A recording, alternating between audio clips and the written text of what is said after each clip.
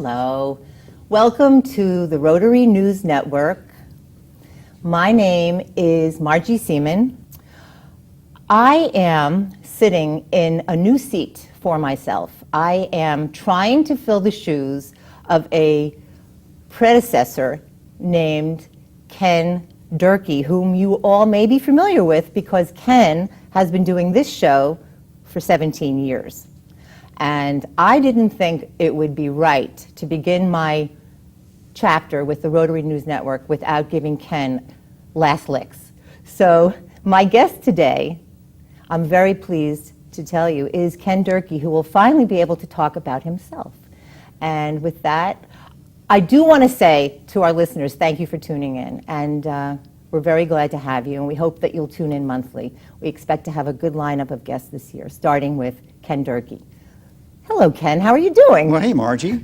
I'm fine. It's awkward over here. I'm sort of used to being over there, but it's kind of nice. It's good to see you in that seat. Thank you very much. I'm happy to be here, and Happy New Year. Same to you, and Happy New Year to all those folks that are watching. Thank you so much. The Rotary is an enormous organization that many people know about, but many people don't. So in your view, why don't you give a quick synopsis of what Rotary is really all about and its breadth, its reach? Interesting question. Rotary's been around since 1905. A fellow that used to live in Jacksonville by the name of Paul Harris moved to Chicago, and when he was up there, he decided to form a group of, at that time, businessmen that were in different organizations, different businesses, to get together and to not only cooperate with each other business-wise, but in addition to that, to be able to do something in the community as a benefit to the community. And he came back here in 1912. Actually, he came back here in 1905 and asked Jacksonville to form a club, and they didn't, and I don't really know why. But then he came back in 1912, and we would be the 41st club, and we signed on at that time. And now I understand there's about 1.2 million clubs around the world, in most places except for some of the communist countries. Rotary's motto is service above self, and that concept helps the individual to do things in the community that aren't necessarily a benefit to themselves, but it really is a very strong benefit to the community. I'll never forget, one year I was interviewing some folks that had seen the damage that was done in Nicaragua after a major hurricane went through. And they decided that why don't we collect shoes for the people that live there? And you were saying, well, why in the world would we get shoes for people living down there after the hurricane? Well, the problem is that when the hurricane came through, there was a lot of death and destruction. Animals and other things were rotting, and people weren't wearing shoes, and therefore the stuff was coming up through their feet, and they were getting very sick from it, worms and so on. And so we put the campaign together in our district, 6970, and by the time the campaign was over, we had collected 5,000 pairs of shoes. And Tommy Grimes, who is past district governor, put together a way to get them shipped down there, and then the Rotary Club in Nicaragua made arrangements to have them imported duty-free, and then that club was responsible for the distribution of the shoes to people. And it's a lifesaver. And yet, you know, you look at that and you go, really? Yeah, it's a lifesaver. And yet not very many people even know about it and know that we did it. But it was done very quietly. Nor would anyone really think about shoes. Yeah, and we had collections at Home Depot and other places where big 50-gallon cardboard drums, and people would just come by and toss their shoes in. Now, as a fellow Rotarian, example, I do know that there is a primary mission of the Rotary. And what's interesting is that in addition to that primary mission, which we'll talk about, there are so many other wonderful things that the organization is responsible for and raises money for. But would you like to talk about what the primary mission of the Rotary Club originally was? Well, I want to go to your second part, Sure. Which is the Rotary Foundation. And a lot of people aren't aware of this. Up until just recently, the Rotary Foundation was designed that every dollar you gave, 100% of that dollar went back into the community. And it could either be in the local community, it could be in the district, or it could be somewhere in the world. And the whole dollar is spent, but a chunk of it could be set aside for the district, a chunk of it could be set aside for local use, and a chunk of it could be set aside for world use. Or it could be designated just for world use. And the foundation has helped so many people around the world, and it's phenomenal. You know, we started back in the mid-'80s to try to eradicate polio, and we're so close to doing that now. We're down to 3 nations. So that was the main mission originally of the Rotary, is to end polio in our lifetime? No, that was in '87. That was in '87. Yeah, it was when we started it here in this district. But Paul's main mission was to get people together of different cultures, different religions, different bases, and have them work together. You know, in this community that we have here, we have all different kinds of people, and there are folks out there that want to divide us into segments that compete against each other wrongly. And yet, Paul's vision was totally different from that. He would like to have people of different religions all the way across the board to meet, and that way I'd get to know you. You know, if you were a different religion than I am, then I would want to know about you, and that includes that. You know, a person is more than just themselves. They're very, very deep in what they believe and what they do. So his idea was to bring them together and to have them work together for the benefit of all. And he did that, and he did it in a very successful way. And so anyway, in the mid-'80s, they started the Polio Plus campaign, and now that that's just about done, they're looking at other items. And one of the items I've been working on for years, and it's still a very important item, is having potable water in communities.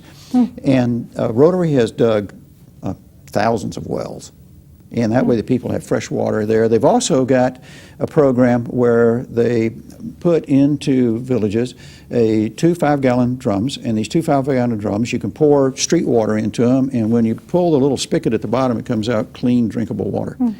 And it has a renewable filter in it, and they're finding out that the disease that's in these communities and the problem they have with dysentery and the early deaths and some of the other things that are occurring are being lessened substantially because the people have water they can drink.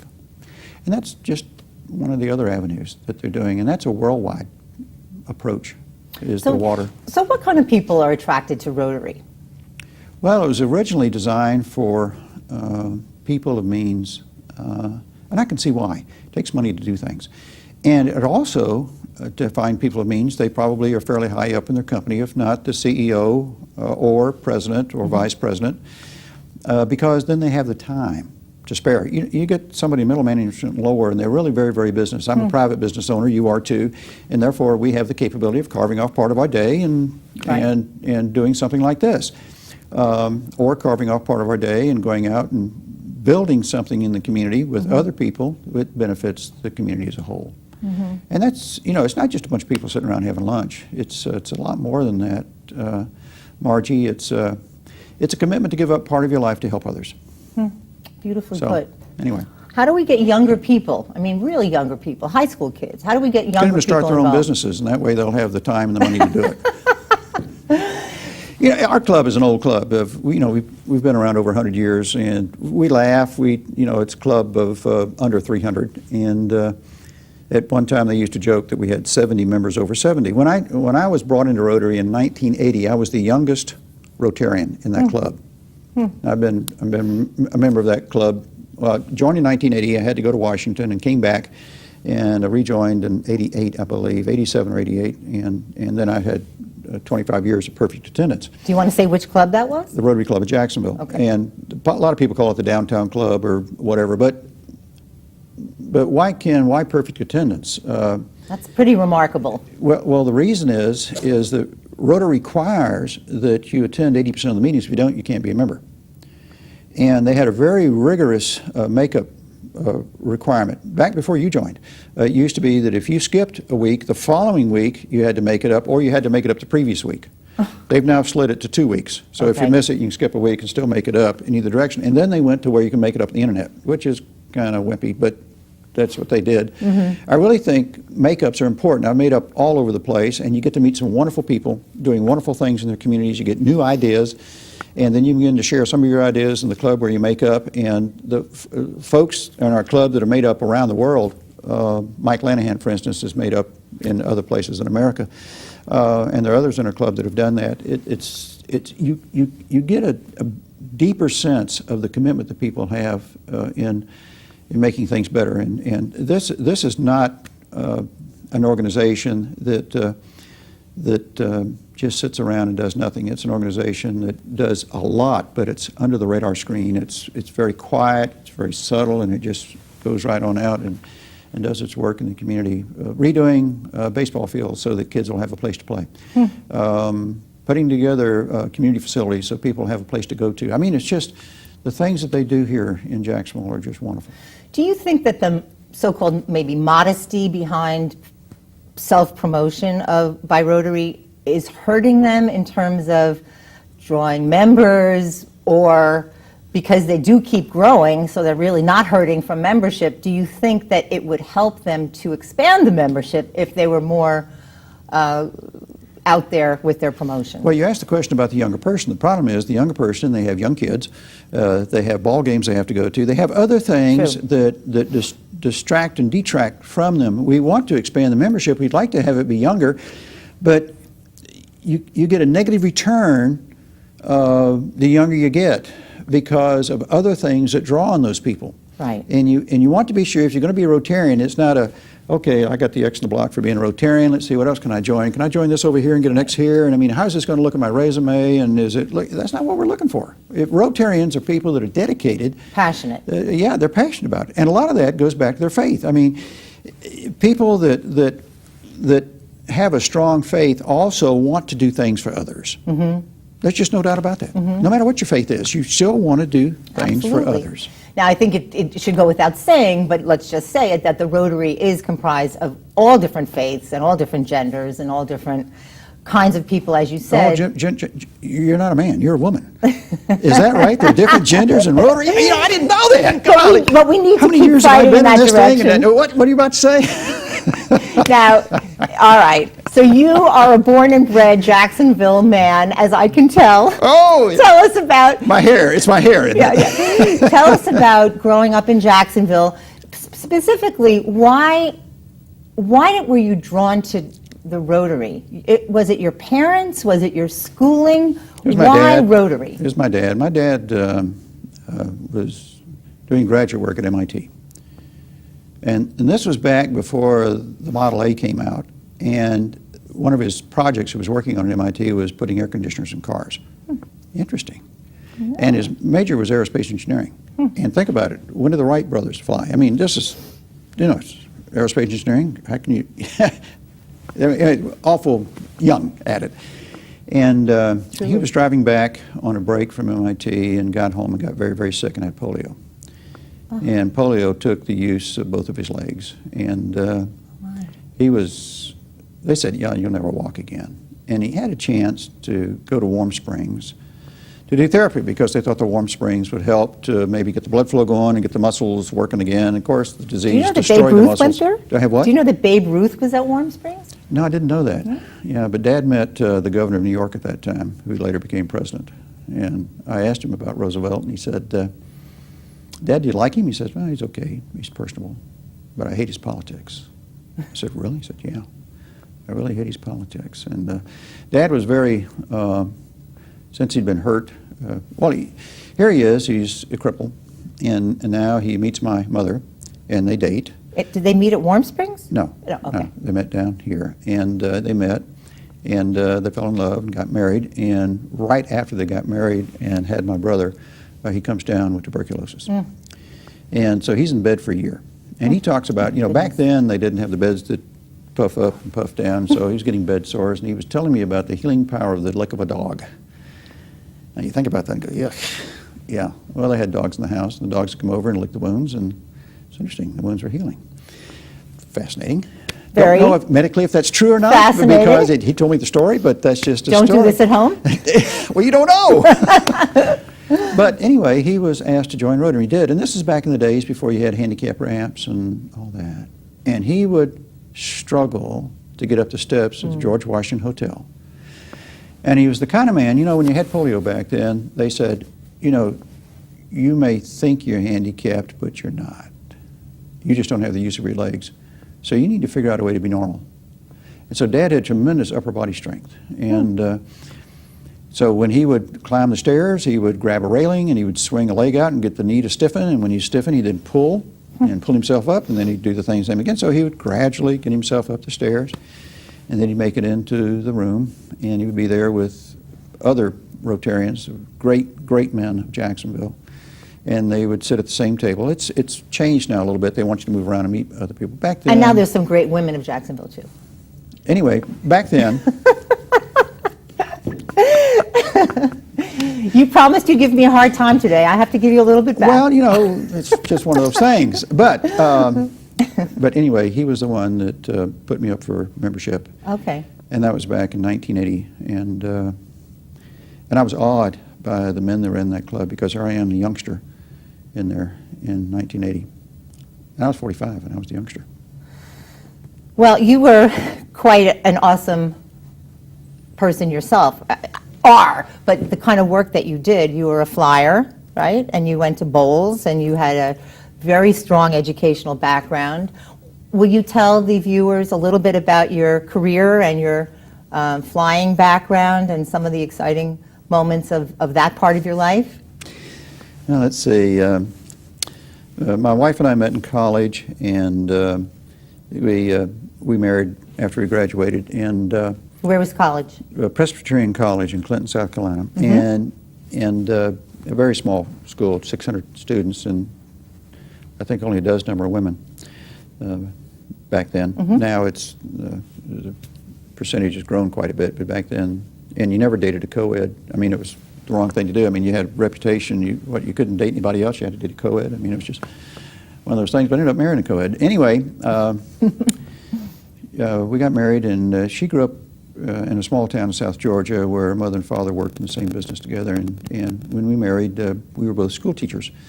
And I was teaching at Bowles, and she was teaching at Episcopal. And we lived at Bowles. They had some apartments there. And You attended Bowles as well, is that I correct? graduated in the class of '63. And Mike Shad, who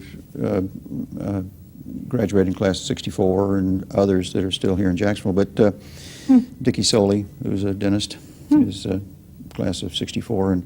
But anyway, graduated with Dan Davis, who inherited the Winn-Dixie. Really? Yeah, his father and uncle formed Winn-Dixie here in Jacksonville, and they have the D-Dot Ranch out in Wyoming, and they have 33,000 acres here in Jacksonville, just east of the beltway that swings around on the east side of town. Used to raise buffalo out there. 33,000 acres. Yeah, just, nice place to be. Yeah.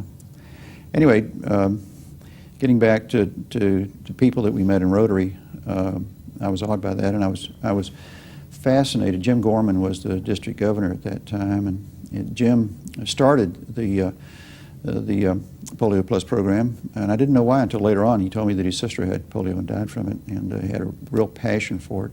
Our district at that time raised the most money of any district in the world the first time out, and it was beautiful to see that. Here's our little district, 6970. In the whole world, we start to raise the money for, and since then the Bill Gates Foundation has put money in it, and others, and we're so close. But it's just, for instance, the Mercy Ship. It does a wonderful work. People volunteer Can you and go talk on. about the Mercy Ship a little bit? Well, the Mercy Ship is just a hospital ship that parks off the coast of Africa, and everybody on it's a volunteer.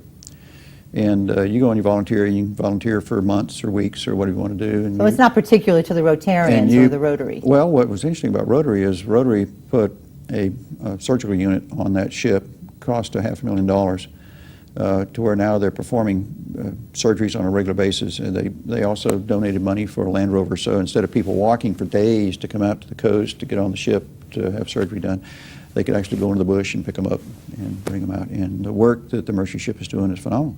Didn't the Rotary also finance a community medical bus or van that is used now in Jacksonville? It's like a Greyhound bus. It's big. And for St. Vincent's, and the whole district got involved in that. It wasn't, well, the Rotary Club of Jacksonville kind of spearheaded it, but the whole community of Rotarians chipped in and put this thing together. And it's designed to go into communities where they don't have a lot of medical service and maybe don't have a hospital, and they have doctors from St. Vincent's and nurses that volunteer, and they go out, and people, matter of fact, there are stories I've been told that the people will not go to a hospital because it intimidates them, but they'd be willing to go to this Right. this large bus. It's a Well, mobile also, a medical lot of unit. times they don't have transportation, so this is a It wonderful could be possible gift. too, yeah. But it spreads around in the 5-county area, and it does just a great job. That's fantastic. Now, you were a flyer. Tell me about the years that you were a flyer. Well, let's see. You start out with my wife, and what was interesting about that is that we bought an airplane. We had a car and an airplane. We had a 65 MGB, and we owned a Cessna 150, and on the weekends we go fly somewhere. And came back, and I was president of the Jacksonville Chess Club at that time, and there was a guy there, Greg Wren, who was a Navy pilot, and he said, well, why don't you fly for free? I said, well, that's intriguing. Well, how do we do that? He says, well, you just join the Navy, and then you can fly for free, and you don't have to, pay for insurance and gas and all that. I said, okay, what do I need to do? He says, well, just go on down and take the test. And I'd already passed the physical because I was A1 when I got out of college, and they'd already called me up, and then because I taught math at Bowles, they gave me an A2, which deferred me unless they really needed me, and so I had to deferment. And so then after 3 years, I decided, well, I'll check into this Navy thing about flying, and I actually went down and signed up and came home and told Paula that I'd signed up to have a career in the Navy. After you signed up, you told your wife. Yeah, then I told my wife, and we've been married Interesting. 45 years now, and it's Shocking. amazing that the marriage lasted that long. It really is. Absolutely. Every time I tell people that story, they go, "You're married?" Well, yeah, she cried for 6 weeks. I mean, it was unbelievable. It was just horrible what I put her through, and that's dummy. That's quite a big announcement to I'm come not home saying with. I was a male chauvinist then, but I was the closest thing to it. Okay. At least you it's a admit it. man's world. Hey, listen, I'm in charge, that kind of thing. You've evolved. It was later I found out that I wasn't in charge, but, at that time I thought I was. And anyway, I'd been flying for a couple of years before I went in, and then the Navy really taught me how to fly. And I flew A7s and A4s. They were attack airplanes, and I flew off of carriers, and did that for a while, and then worked out of Iceland for 5 years. You were in Iceland as Yeah. part of the Navy? Yeah, with Commander Fleet Keflavik. And then I had an opportunity to be on a staff that worked carriers up, Cargo 2, and I was the air ops officer on that staff, and we'd go out and work the carriers up. And that's when I first noticed that the Navy was not winding them as tight as when I first came in. And they're not winding them nearly as tight as they were when I was there working those kids up. I mean, I'm not sure how it's people in the interesting. service would feel hearing that right now. They would understand. They would not say a Be word. specific. They What would do you not, mean? No, well, I don't need to do that. Okay. But anyway, I'm flying. I love flying. And so I retired in 2000 from the Navy as a reservist, and spent 30 years in, and retired as a captain. But I You have retired as a captain in the Navy. but I have How a, wonderful. But I have a passion for flying. I really do. I've got a couple of old airplanes. One is a 1956 G model Bonanza, and it's a fun thing to fly. It's a V-tail, and the other airplane is a 1947 Cub Cruiser, which is a tail dragger. It's got fabric on it, and they're just fun to fly. Do you keep these at Cecil Airport, is that correct? No, they're out of Craig. What was your, you had some connection with Cecil Airport, no? That's where the Navy assigned me. Oh, okay, okay. I was in VA 105, the gunslingers there for 2.5 years. So your your personal planes are at Craig Airport? Yeah, they're hanging at Craig. And does your wife fly with you, or do you She fly flies alone? with me. She's had 2 lessons, and she's decided that she doesn't want to be a pilot. She would prefer to ride. Okay, very nice. And you, outside of Rotary, I know you're very passionate about Rotary. There's almost no one more passionate than you, and I assume that's why you wanted originally to get involved with the Rotary News Network. Is that so? Your passion drove you here? Jim Gorman, who was past district governor, approached me and says, Ken, I've got a terminal lung disease. And I don't know of anyone else around that could do the show for me, and I'd like you to do it. And I said, Jim, I don't know anything about this stuff. And he says, well, why don't you come on out, because if I quit doing it, it dies. And I went, oops, okay. So I co-hosted with him. Okay. And so I'd sat next to him, and then we'd have the guest here, and he'd ask a question, I'd ask a question, and we'd ping-pong it back and forth. And 3 months later, he said, time for you to take over. I said, great. So I interviewed him. That's why I knew how to do this, is that I put him over here, and so the last show he had was a chance for him to be interviewed so the people would get to know him, and then I did his eulogy when he passed away a few years after that. Beautiful. Well, we have a little less than 5 minutes to go, and what I'd really like people to appreciate is not only your passion for Rotary, but the kind of person you are and the kind of character that you are. I am a character. You There's are no a doubt about character. it. I mean, you've already uncovered I put that word yeah. very carefully. Yeah. You do so much more than Rotary. And as you said, Rotary is not something that you take lightly. It's not something that you check off. You've done your Rotary bit for the month. It's an involvement. In addition to Rotary, you do all these things with prisons. Tell the audience a little bit about those things. I'm president of Prisoners of Christ, which is an organization that captures a man as soon as he gets out of prison to enable him to get on his feet and be a productive member of society. It costs us between $25,000 and $30,000 a year to house one of these men. But if we can bring him back, get him deprogrammed from the culture that he was in prison and get him to be where he can be successful and be employed, then he can be a taxpayer and a contributor to Jacksonville and the surrounding areas. And we've been doing that now for 25 years, and we've had close to 1,000 men re-engage in the city. Another ministry that I'm chairman of the board of is Hope Outreach Ministry for Everyone, and it's in the inner city at 12th and Liberty Street.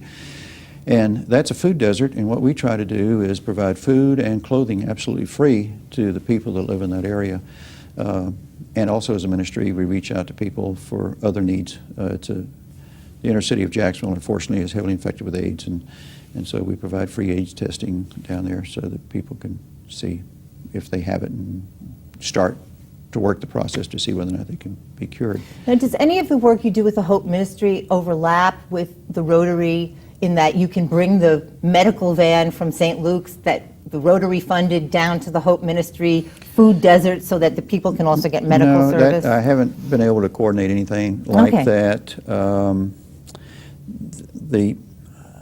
The people there are pretty close to Shands Hospital, and it's for the kind of people that we work with, they treat it for free, so Shands is a place that they can go to. Which is now being called UF. University of Florida, Shands, yeah. So, another ministry is First Ministries, and the ministry there is focused on helping people at City Rescue Mission, and also coming down to Hope Outreach Ministries for Everyone. Dr. Bryce comes in, and she works with the women. The executive director, Eric Lockett, is a male, and we have women that are struggling just like men are, and some of them have been taken advantage of because of their situation, and so it's awkward to have counseling from a male. So we have Barbara come in, and she does the counseling there, and also she does a worship service on Wednesdays for the group, and it's really touching what she does. And then she goes to City Rescue Mission and works with the men in City Rescue Mission for the other day. She's not at Hope Outreach Ministry for Everyone. And then First Coast Christian Outreach, I work with them.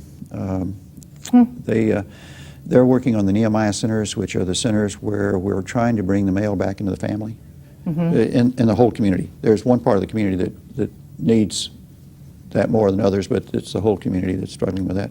And if we can bring the father back into the network, now sometimes it's difficult because we've met some women that have had 6 children, each by a different male, and so which one would then step up to be the father? But trying to put that together to help fathers rejoin the families. That's fantastic. We have about 30 seconds to go, and I just want to tell you, I'm sorry to interrupt you, no, it's all right. But you are clearly so deeply involved in service to others, and so clearly the Rotary isn't the reason, but the Rotary is a fortunate outcome. And I just want people to know that Jacksonville is such a large city that there really are 8 Rotaries in Jacksonville, but we are all doing good things. And Ken, I just deeply respect your history here and your future with us, and thank you so much for being our first guest of the new year. Well, Margie, it was great. And I want to say a shout out to David Dell. He is with Comcast and has been a tremendous help to all of us here. Just been a wonderful man. Yeah, I want to thank Comcast and the viewers for watching.